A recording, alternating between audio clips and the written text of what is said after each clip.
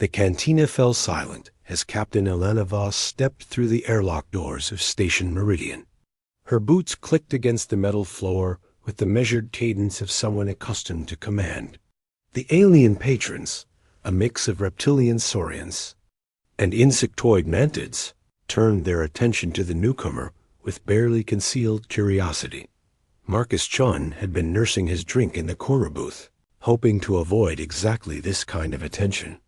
As one of the few humans this far into the outer rim, he had grown accustomed to being a curiosity, but tonight felt different. The weight of stares pressed against his shoulders like a physical force. Elena approached his table with predatory grace. Her uniform bore the insignia of the Galactic Peace Corps, and her hand rested casually on the plasma sword at her hip. She was tall for a human, nearly 6 feet, with steel-gray eyes that seemed to catalog every detail of his appearance. "You are Marcus Chun," she said. It was not a question. Marcus set down his glass and met her gaze, guilty as charged. "Oh, I prefer just Marcus these days. I am Captain Elena Voss of the Peace Corps vessel Retribution. I have been tracking you across 3 star systems." Her voice carried the crisp authority of military training. "You stand accused of violations of the non-interference directive during the Kepler 7 incident." The cantina's background chatter had died completely. Even the mechanical bartender had stopped its endless polishing to observe the confrontation. Marcus could feel dozens of alien eyes watching the exchange with fascination. "The charges were dropped," Marcus replied calmly. "The tribunal found that my actions prevented a genocide." Elena's jaw tightened. "A technicality. Your interference cost the lives of 17 Peace Corps officers. Good people who died because you decided to play hero." Marcus stood slowly, his chair scraping against the floor. At 6'2", he matched her height, but where she radiated controlled aggression, he seemed almost serene. "Those officers died because command sent them into a trap. I tried to warn them." "Warning them was not your place," Elena snapped. "You were a civilian observer. Your job was to observe and report, nothing more."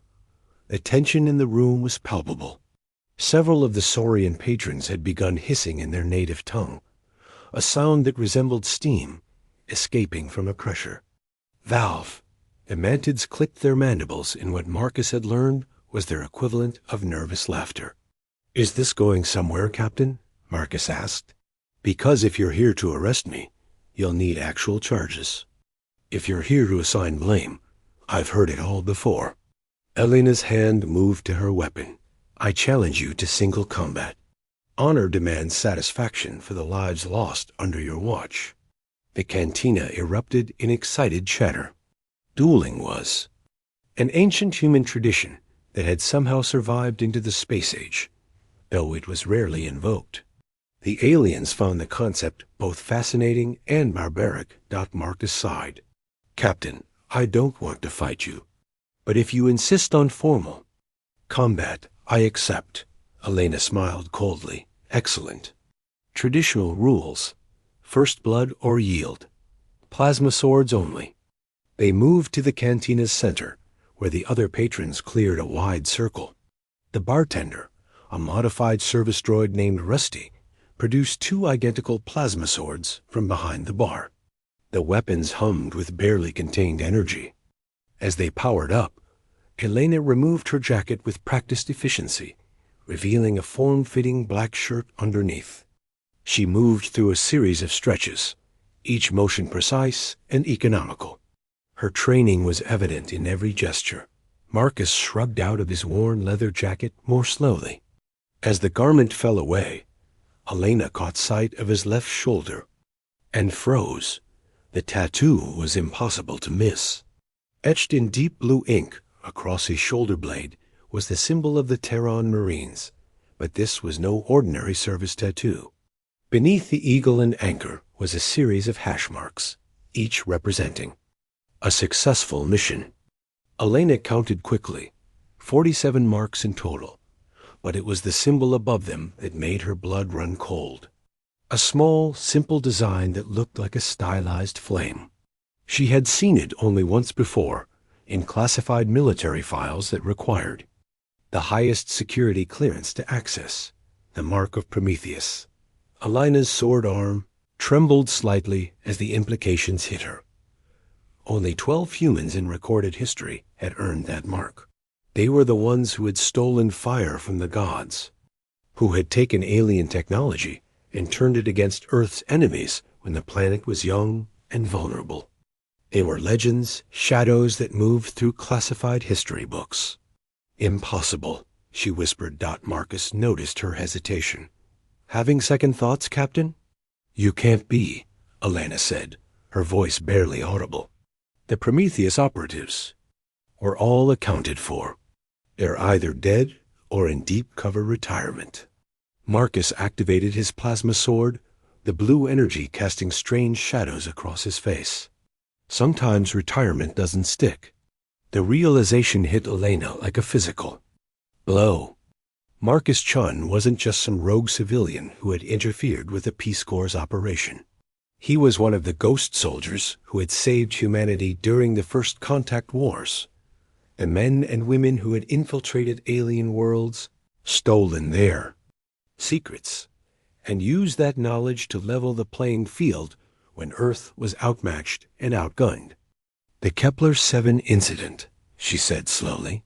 You weren't interfering. You were protecting them. Marcus nodded. The Saurian rebels had obtained manted stealth technology. Your officers were walking into an ambush that would have sparked a three-way war. I did what I had to do. Elena's sword arm dropped to her side. The weapon powered down with a disappointed whine. Around them, the alien patrons muttered in confusion, unsure why the combat had ended before it began. The 17 officers who died, she continued, they were the ones who ignored your warning. Command branded me a rogue agent to avoid admitting. They had intelligence failures, Marcus said quietly. It was easier to blame the civilian and acknowledge their mistakes. Elena felt the weight of her misconceptions settling on her shoulders like a lead blanket. She had spent months tracking a man she believed was a dangerous loose cannon, only to discover he was one of humanity's greatest heroes. I owe you an apology, she said formally. And more than that, I owe you my respect. Marcus deactivated his weapon and handed it back to Rusty. Keep your apology, Captain. Just remember that sometimes the truth is more complicated than the reports make it seem. As he retrieved his jacket, Elena caught sight of additional tattoos along his back. Each one told a story of sacrifice and valor that would never appear in any official record. The man she had hunted across 3 star systems was a living piece of classified history. For what it's worth, Elena called as he headed toward the exit, those officers you saved at Kepler-7 speak very highly of you. Marcus paused at the doorway. They're good people, Captain. Keep them safe.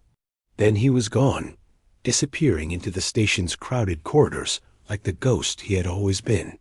Elena stood alone in the center of the cantina, surrounded by curious aliens and haunted by the knowledge that she had nearly dueled a legend. The mark of Prometheus was more than just a tattoo. It was proof that some heroes preferred to remain in the shadows, protecting humanity from threats it would never know existed.